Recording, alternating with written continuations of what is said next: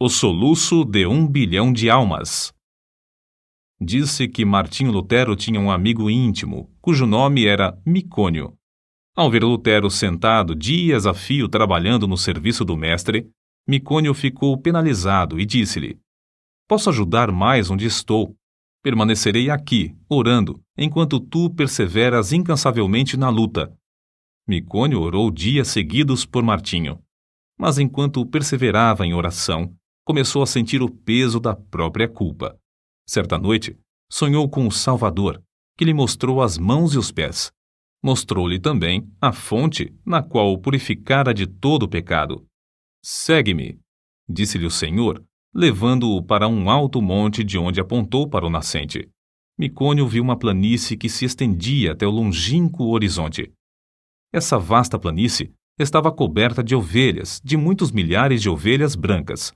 Havia somente um homem, Martinho Lutero, que se esforçava para apacentar a todas. Então, o Salvador disse a Micônio que olhasse para o poente. Ele olhou e viu vastos campos de trigo brancos para a ceifa. O único ceifeiro que lhe dava para cegá-los estava quase exausto. Contudo, persistia na sua tarefa. Nessa altura, Micônio reconheceu o solitário ceifeiro, seu bom amigo, Martinho Lutero. Ao despertar do sono, tomou esta resolução: "Não posso ficar aqui orando enquanto Martinho se afadiga na obra do Senhor.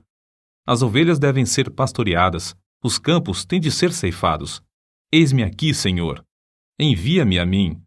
Foi assim que Micônio saiu para compartilhar o labor de seu fiel amigo. Jesus nos chama para trabalhar e orar. É de joelhos que a Igreja de Cristo avança. Foi Lionel Fletcher quem escreveu: "Todos os grandes ganhadores de almas, através dos séculos, foram homens e mulheres incansáveis na oração.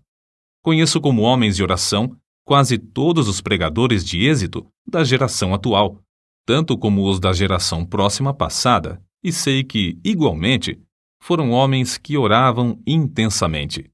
Certo evangelista tocou-me profundamente a alma quando eu ainda era jovem repórter de um diário. Esse evangelista estava hospedado em casa de um pastor presbiteriano. Bati à porta e pedi para falar-lhe. O pastor, com voz trêmula e com um rosto iluminado por estranha luz, respondeu: "Nunca se hospedou um homem como ele em nossa casa. Não sei quando ele dorme. Se entro no seu quarto durante a noite para saber se precisa de alguma coisa, encontro-o orando. Vi-o entrar no templo cedo de manhã e não voltou para as refeições. Fui à igreja. Entrei furtivamente para não perturbá-lo. Achei-o sem paletó e sem colarinho. Estava caído de bruços diante do púlpito.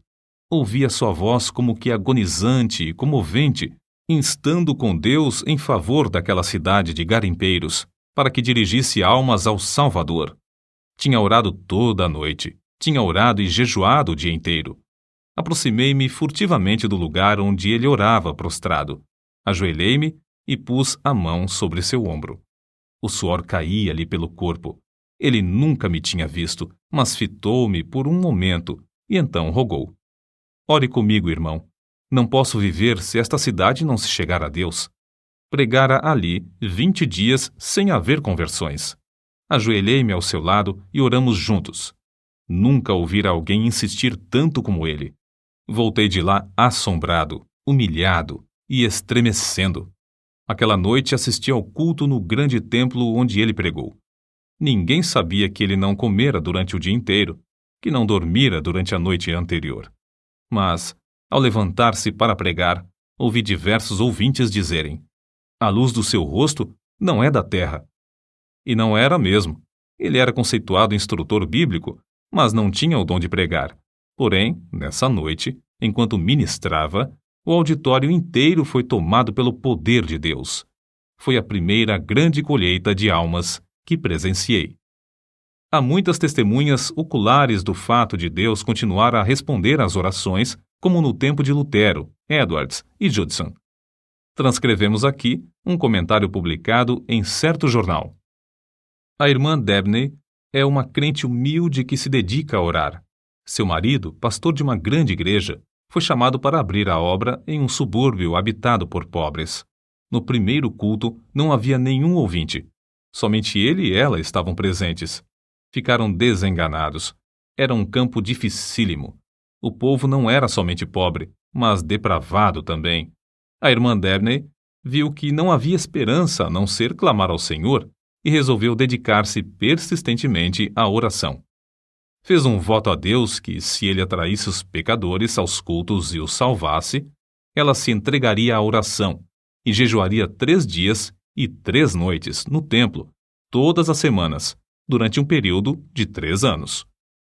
Logo que a esposa daquele pastor angustiado começou a orar sozinha no salão de cultos, Deus começou a operar, enviando pecadores a ponto de o salão ficar superlotado de ouvintes. Seu marido pediu que orasse ao Senhor para que ele lhes desse um salão maior. Deus moveu o coração de um comerciante para desocupar o prédio fronteiro ao salão, cedendo-o para os cultos. Continuou a orar e a jejuar 3 vezes por semana, e aconteceu que o salão maior também não comportava os auditórios. Seu marido rogou-lhe novamente que orasse e pedisse um edifício onde todos quantos desejassem assistir aos cultos pudessem entrar. Ela orou e Deus lhes deu um grande templo, situado na rua principal desse subúrbio.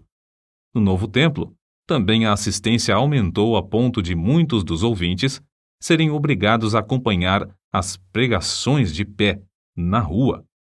Muitos foram libertos do pecado e batizados. Quando os crentes sentem dores em oração, é que renascem almas. Os que semeiam em lágrimas cegarão com alegria.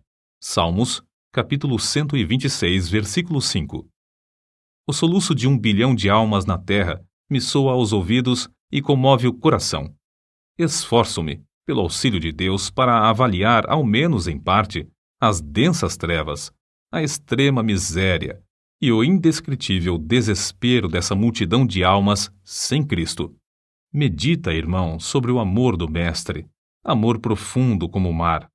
Contempla o horripilante espetáculo de desespero dos povos perdidos, até não poderes censurar, até não poderes descansar, até não poderes dormir.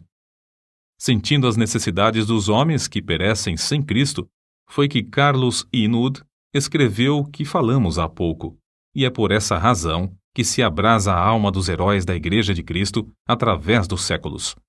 Na campanha de Piemonte, Napoleão dirigiu-se aos seus soldados com as seguintes palavras: ganhastes sangrentas batalhas sem canhões, atravessastes caudalosos rios sem pontes, marchastes incríveis distâncias descalços, acampastes inúmeras vezes sem coisa alguma para comer. Tudo graças à vossa audaciosa perseverança. Mas, guerreiros, é como se não tivéssemos feito coisa alguma, pois resta ainda muito para alcançarmos. Guerreiros da causa santa, nós podemos dizer o mesmo. É como se não tivéssemos feito coisa alguma. A audaciosa perseverança é-nos ainda indispensável. Há mais almas para salvar atualmente do que no tempo de Miller, de Livingstone, de Patton, de Spurgeon e de Moody. Ai de mim se não anunciar o Evangelho. 1 Coríntios, capítulo 9, versículo 16. Não podemos tapar os ouvidos espirituais para não ouvir o choro e os suspiros dos atuais 6 bilhões de almas na Terra, que não conhecem o caminho para o lar celestial.